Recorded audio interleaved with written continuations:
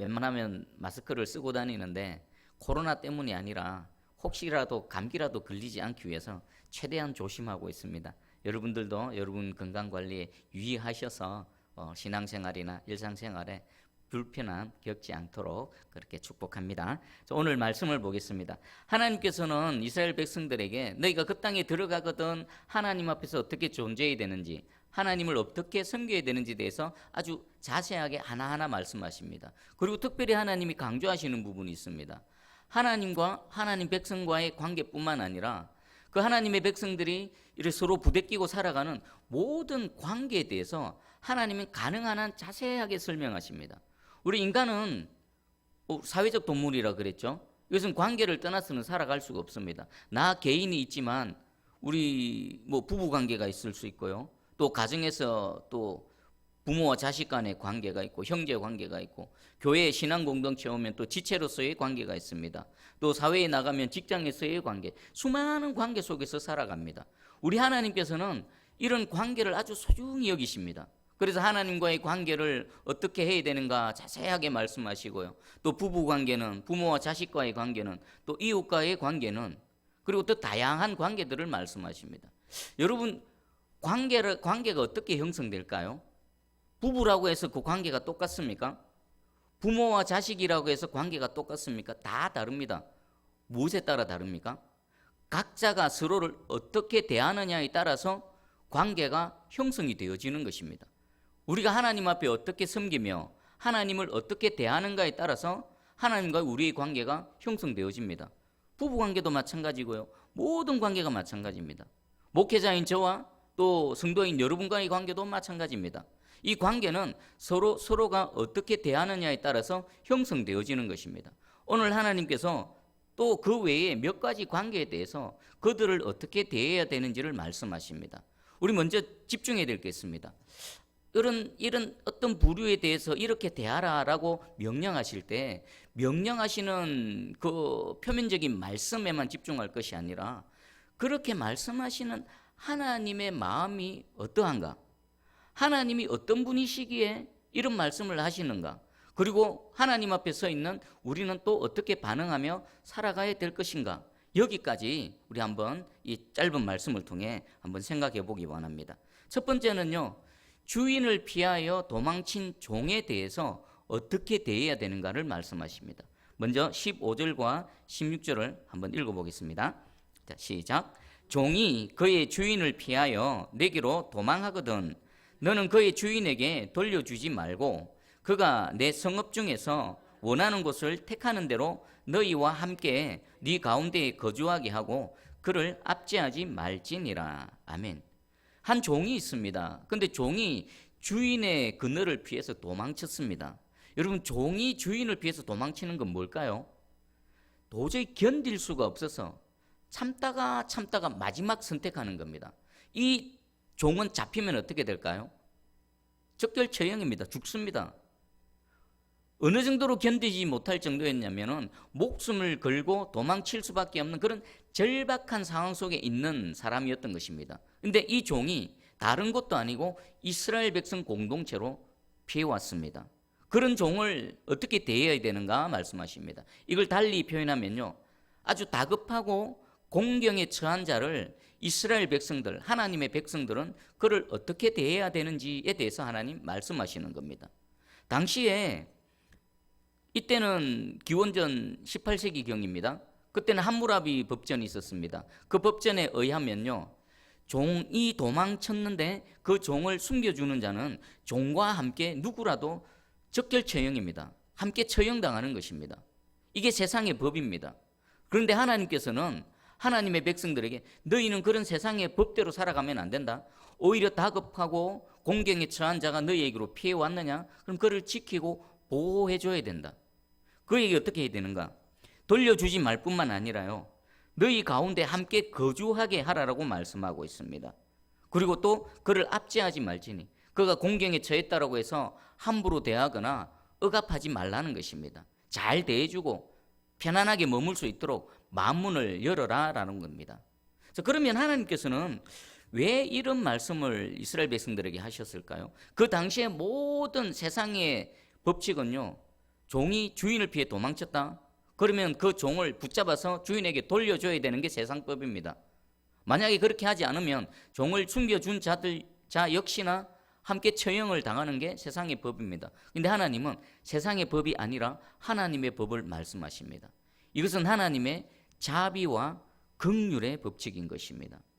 그리고 불과 몇십 년 전만 해도 지금 하나님 앞에 이 말씀을 듣고 있는 이스라엘 전체 공동체는 어떤 존재였습니까? 불과 40년 전만 해도 종이었습니다. 430년 동안 애굽에서의 그 고달픈 종살이를 했습니다.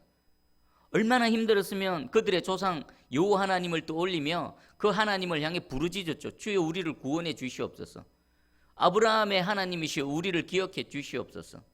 그들이 종살이가 어떤 건지 너무나 잘 압니다. 얼마나 고달픈지 스스로 도저히 피할 수 없는 그런 상황 속에서 견뎌야 하는 종살이가 무엇인지 너무나 잘 압니다. 그리고 하나님께서도 역시나 잘 아십니다. 이스라엘 백성들의 그 종살이하면서의 모든 고통과 눈물과 아픔을 옆에서 지켜보셨던 분이십니다. 그런 하나님께서 이스라엘 백성들에게 너희의 옛날을 기억해봐라. 지금은 구원의 은혜를 입고 지금 자유인으로 내 앞에 서 있지만 불과 얼마 전까지만 해도 너희 역시나 종이었다. 고달픈 인생들이었다. 그때를 기억해서 그 종이 주인의 그 어떤 어려움 속에서 견디지 못하고 도망쳐 왔다라면 그를 주인에게 돌려주지 말고 너희 속에서 너희 가운데서 편안하게 살아갈 수 있도록 보살펴 줘라라고 말씀하고 있는 것입니다. 이것은 두 가지로 우리가 정리할 수 있습니다. 첫 번째는요, 이전에 종이었는데 하나님의 구원의 은혜를 입어서 자유인이 되어진 이들에게 하나님께서 너희가 내게 은혜를 입었느냐? 그럼 은혜를 입은 자의 합당한 삶을 살아라는 것입니다. 그리고 두 번째는요, 하나님의 구원의 은혜를 입은 이스라엘 백성들을 통해서 긍휼이 나타난다. 그것은 곧 누구의 긍휼입니까? 하나님의 긍휼인 것입니다. 그리고 이 이방인 종이 여러 곳으로 도망갈 수 있습니다. 그런데 이스라엘 백성들에게로 피해왔습니다. 사실 이 종은 누구 그늘로 피한 겁니까? 하나님의 그늘로 피한 겁니다.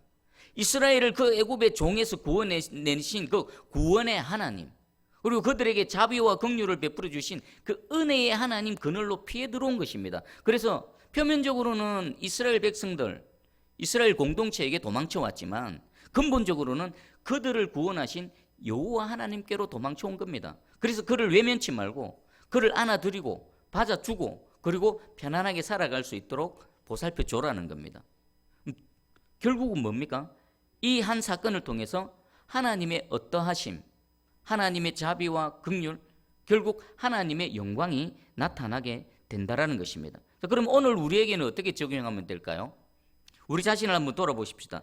누군가 내게 도움을 요청한다면, 또 누군가 공경에 처해져 있는 그런 형제나 이웃이 있다면, 우리는 구원의 은혜를 입었다라면, 지금도 하나님의 은혜 가운데 계속해서 살아가고 있다라면 우리는 마땅히 어떻게 해야 될까요? 어떻게 해야 될까요?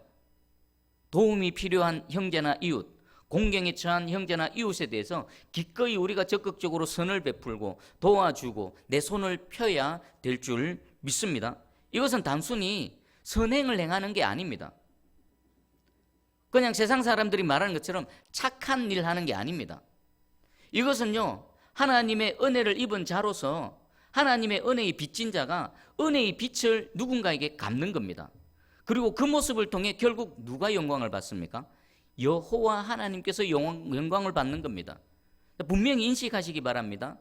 내 삶 속에서 내 옆에 누군가가 도움이 필요하고 공경에 처한 누군가가 있을 때 내가 기꺼이 다가가서 그를 마음으로 안아주고 또 그를 향해서 손을 펴서 도와주는 것은 그냥 나 개인이 하는 것이 아니라 하나님의 구원의 은혜를 입은 예수 그리스도를 믿는 한 그리스도인으로서 행하는 것입니다.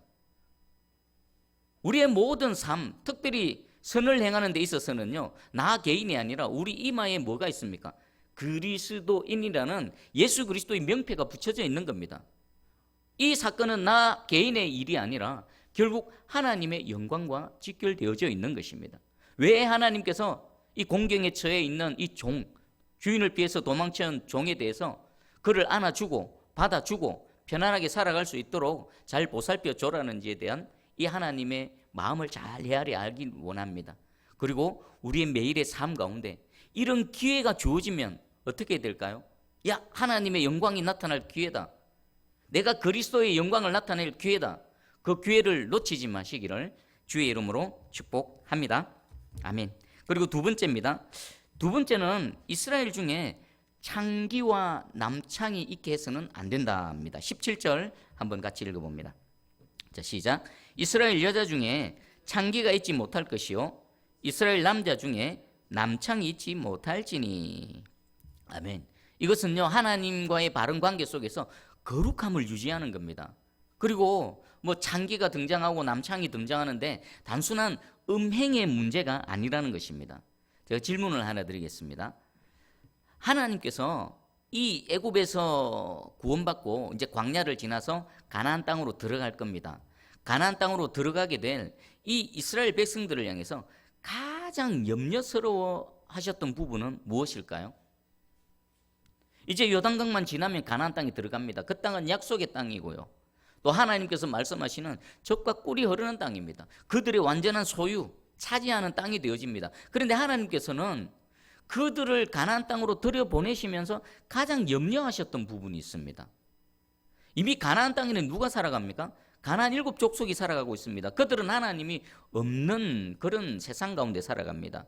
하나님이 없는 그 자리에 하나님 대신에 온갖 종류의 우상들이 있습니다. 그리고 그 우상을 섬길 때에 그들은 아주 추잡하고 더러운 하나님의 거룩하고는 전혀 정반대의 방법으로 그 우상들을 섬기고 있었습니다. 하나님이 가장 걱정하셨던 부분은 하나님의 거룩한 백성으로 가나안 땅에 들어가는데 그들이 그 거룩함으로 그 땅을 차지하는 것이 아니라 이미 기존에 있는 그 우상 숭배하는 그 더러운 그 죄악 가운데 물들까 봐, 그들의 유혹에 넘어갈까 봐, 동화될까 봐 하나님께서는 염려하셨죠. 그래서 너희가 그 땅에 들어가던 그들과 언약도 맺지 말고 그들의 자녀에게 아들도 주지 말고 딸도 주지 말고 결혼조차도 하지 말라고 말씀하셨지 않습니까? 이유는 뭡니까? 그들의 나쁜 영향을 받아서 그들이 타락하게 되고 하나님을 떠나서 하나님의 진노 가운데 멸망당할까 봐 하나님이 그것을 걱정하셨습니다. 그리고 계속해서 강조하셨습니다.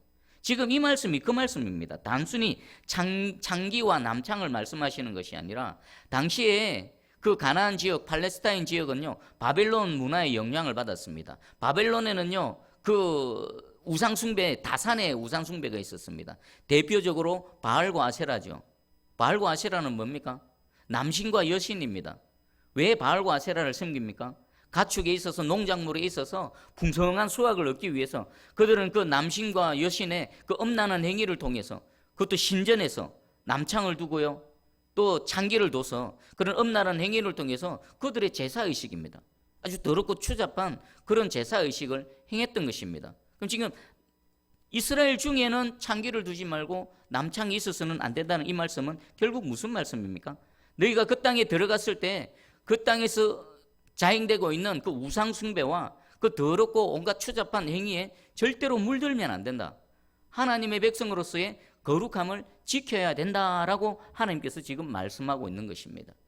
그리고 이 바알과 아세라를 생각해 보십시오. 이 바알과 아세라는요, 광야의 여정 중에서도 이스라엘을 유혹했고요. 또 가나안 땅에 있는 동안 역사 내내 이스라엘 곁에 머물면서 때로는 이스라엘 백성들의 거룩함을 손상시켰고요. 그리고 그것으로 인해서 하나님의 진노가 임하게 했던 그런 우상들입니다. 안타깝지만 하나님께서 염려했던 부분들이 가나안 땅에서 일어났던 것입니다. 우리 역시나 마찬가지입니다. 지금 하나님이 없는 세상 가운데, 하나님을 대적하는 세상 가운데 하나님을 섬기는 그리스도인으로서 이 땅에 살아가고 있습니다. 그런 우리에게 하나님 말씀하십니다. 너희는 이 땅에 동화되면 안 된다. 하나님이 없다는 사상에 물들면 안 된다.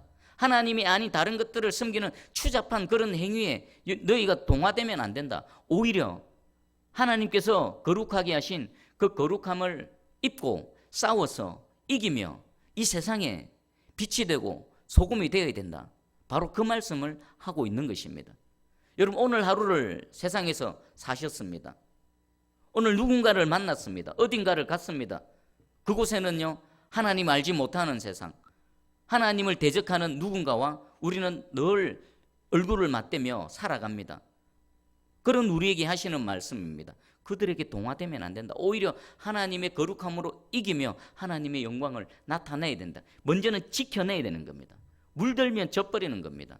교회 안에서도 세상에 어떤 것들이 들어와서 그 거룩함을 손상케 되어지면요, 하나님께서 이스라엘 백성들에게 진노하셨던 것처럼 진노를 하실 것입니다. 어쩌면 지금 그런 상황 속에 놓여져 있을 수도 있습니다. 다시 벗어나려면요, 거룩함을 회복하는 겁니다.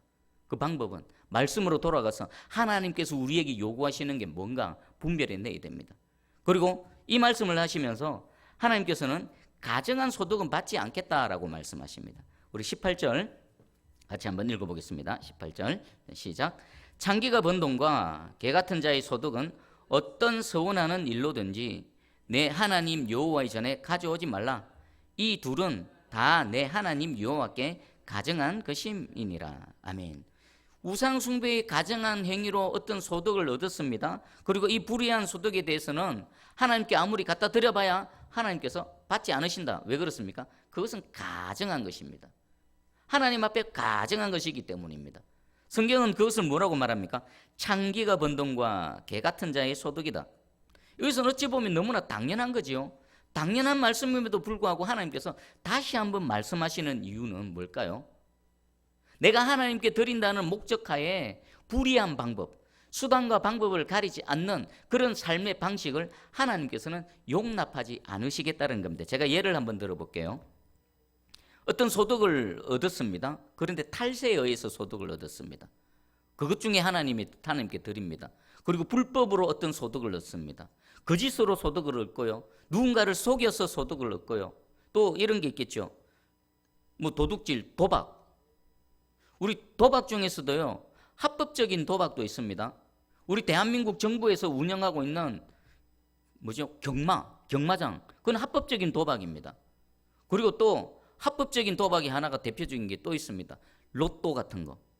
그리스도인하고는 상관없는 것입니다. 그리스도인들은 그것을 하면 안 됩니다. 하나님은 정당한 소득, 내가 땀 흘리고 수고한 그곳에서 얻은 소득만 하나님 인정하십니다.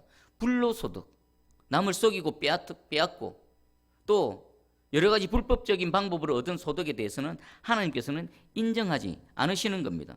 우리 시대에는 불법도 있지만요, 또 합법 속에서도 하나님께서 가정이 여기시는 것들이 많이 있습니다. 이것은 하나님의 말씀으로 또 하나님의 어떠하심으로 우리가 분별을 해내는 것밖에 없습니다. 어느 교회에 어떤 안수 집사님이 계셨습니다. 제가 이렇게 쭉 보니까 어느 날 컴퓨터에 앉아가지고 무언가를 막 들여다보더라고요. 막 비교해가면서. 그래서 뭔가 싶어 가봤더니 조그마한 쪽지에다가 막 체크를 하더라고요. 로또를 하고 있더라고요. 어느 교회의 안수 집사님이십니다. 그래서 그거 뭡니까? 했더니 쑥스러운 듯이 웃으면서 이거 당첨되면 하나님께 11조 드리겠습니다 라고 하더라고요. 그래서 제가 돌아서서 나와버렸습니다. 여러분, 과연 그 로또에서 1등 당첨돼가 수십억 당첨돼서 몇 억을 하나님께 11조로 드린다고 가정을 하십시다. 하나님 그거 받으실까요? 안 받으십니다. 왜요? 그 소득은 불로소득입니다. 하나님께서 인정하지 않으십니다. 성경에서 말씀하시는 창기가 번 돈과 개 같은 자의 소득이기 때문에 하나님은 오히려 가정이 여기십니다. 또 하나를 예를 들겠습니다. 어느 여집사님이 있었습니다. 근데 이분은 좀 잊을만 하면 이사를 가는 겁니다. 그래서 이사 신방을 자주 가는 겁니다. 이사 신방 갈 때마다 새 아파트입니다. 왜 신방 갈 때는 몰랐는데 신방 갔다 와서 곰곰이 생각해보면 이분은 왜 이사를 자주 갈까? 자녀가 있어서 뭐 학교 문제 이런 것도 아닙니다. 그냥 새 아파트 잊을만 하면 이사 신방을 받는 겁니다. 뭘까요? 뭐 정확하지 모르지만 제 나름대로 이분이 갈아타기 하는구나. 아파트 갈아타기 하는구나. 뭐겠습니까? 갈아타고 일종의 투기겠지요. 그것이 아니라면 천만다행이겠지만 만약에 그 이사하는 목적이 투기의 목적이라면, 그리고 그것으로 하나님 앞에 예물을 드린다면 하나님께서 그 예물을 기뻐 받으실까요? 절대로 아닙니다. 하나님께서 인정하시는 소득은 내가 땀 흘리고 수고하고 애쓴 그곳에서 열매가 맺히고 그 소득을 하나님 기뻐하시고 그 소득으로 하나님께 올려드릴 때 하나님께서는 기뻐 받으시는 것입니다. 하나님은 거룩하신 하나님이십니다.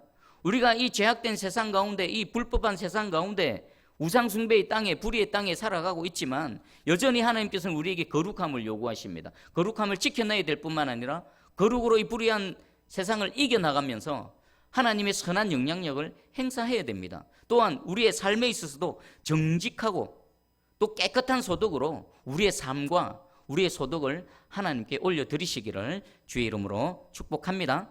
그래야만 하나님 기뻐 받으십니다. 그리고 세 번째입니다. 세 번째는 형제에 관한 문제입니다. 형제에게 이자를 받지 말랍니다. 우리 19절 한 절을 읽어보겠습니다. 시작. 네가 형제에게 꾸어주거든 이자를 받지 말지니 곧 돈의 이자, 식물의 이자, 이자를 낼 만한 모든 것의 이자를 받지 말 것이라. 아멘. 형제에게 뭔가를 꾸어줬습니다.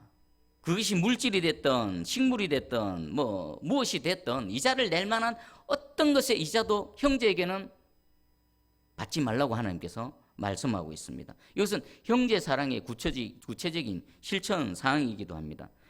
우리 이자를 받다라는 원어의 의미는요, 물어뜯다라는 겁니다. 돈을 꾸는 사람은 형편이 어려워서 돈을 꿉니다. 그런데 형편이 어려워서 돈을 꾸는 사람에게 이자를 물린다?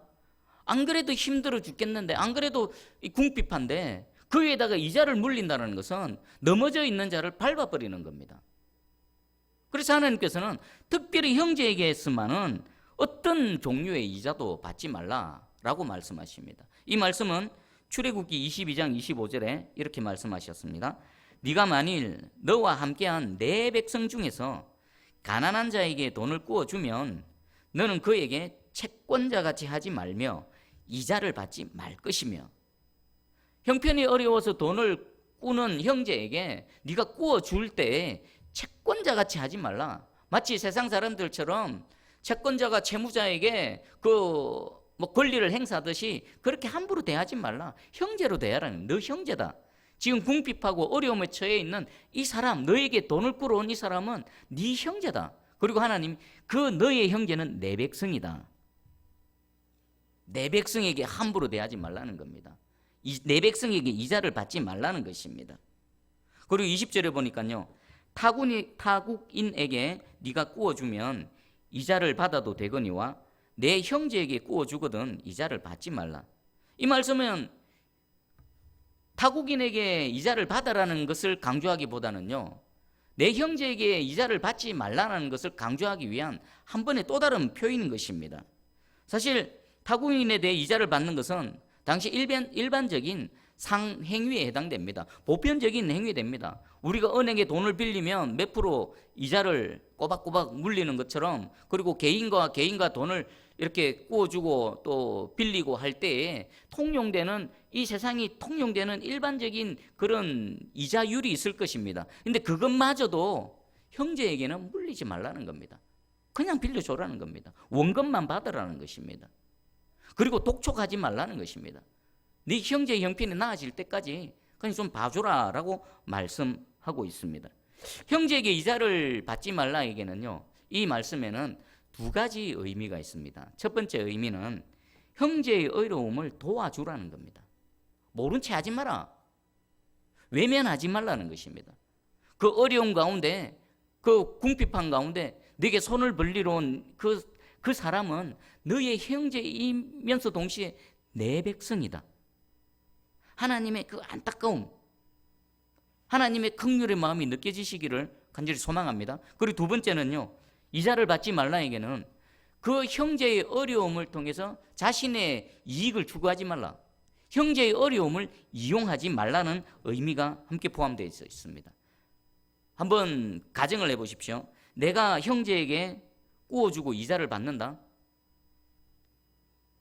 형제가 내게 다가와서 궁핍해서 상황이 어려워서 내게 어떤 물질을 꾸어갑니다. 그런데 그 물질에 이자를 매긴다, 이자를 받는다. 그리고 반대로 내가 형편이 어려워서 내가 형제라고 여기는 그런 누군가에게 찾아가서 손을 벌려서 돈을 꾸옵니다. 근데 그 꾸은 것에 대해서 그 형제라고 여겼던 그 사람이 이자를 매긴다? 내게 이자를 받는다? 자, 그러면 그 관계는 어떻게 될까요? 더 이상 형제 관계가 아니죠.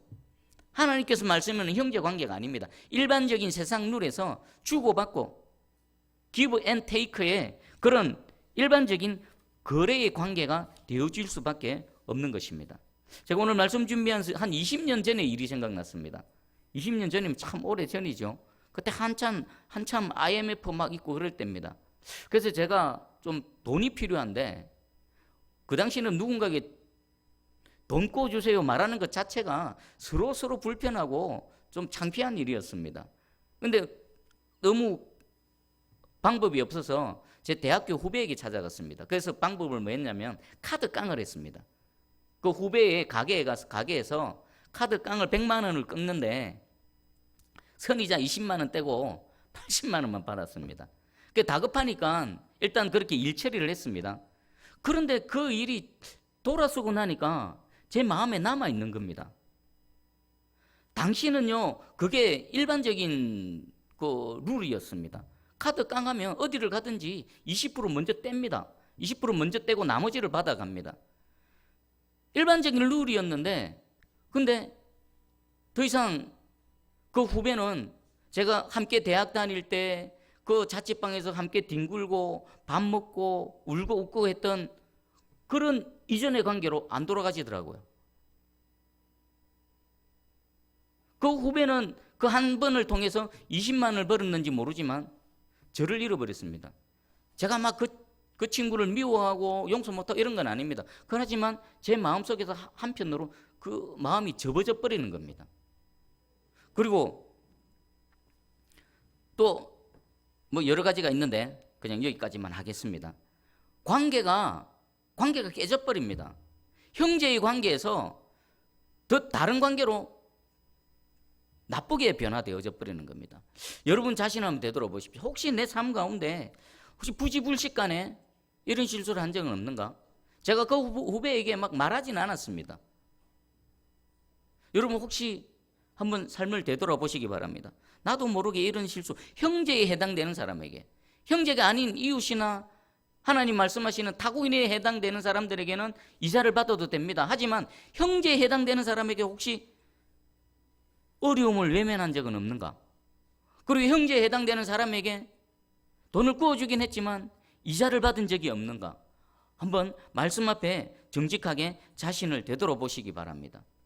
만약에 그랬다면요, 형제였는데 형제의 어려움을 내가 외면했다. 형제인 그에게 내가 돈을 구워주긴 했지만 내가 이자를 받았다. 그러면요, 모르긴 몰라도 하나님께서 말씀하시는 형제의 관계는 아닐 것입니다. 그리고 모르긴 몰라도요, 그 사람은 형제로 어쩌면 여러분 주변에 머물러 있지 않을 수도 있을 것입니다. 자, 그러면 하나님께서는 책임만을 주시고 그냥 마시는 하나님이 아니십니다. 형제에게 이자를 받지 않으면 어떤 복을 주시는지 하나님 말씀하십니다. 우리 20절 중반절에 제가 한번 읽어드릴게요. 그리하면 내 하나님 여호와께서 네가 들어가서 차지할 땅에서 내 손으로 하는 범사에 복을 내리시리라. 그리하면 네 형제에게 해당되는 그런 누군가의 어려움을 외면치 않고 도와주고 이자를 받지 않으면 하나님께서 어떻게 하신다고요? 네가 들어가서 차지할 땅, 그 땅, 약속의 땅에 들어가서 네가 내 손으로 하는 범사에, 이것은요, 너의 손을 뻗어서 취하는 모든 것에, 더 쉽게 말하면 네가 손대는 모든 것에 하나님께서 어떻게 하신다고요? 복을 주신답니다.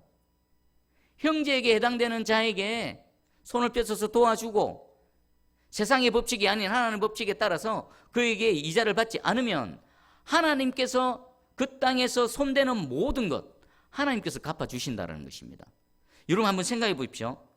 내게 빚진 형제가 내게 갚는 것하고 하나님께서 그 형제의 빚을 내게 갚아주시는 것, 복으로 갚아주시는 것하고 비교를 하면요, 어느 것이 더 유리할까요?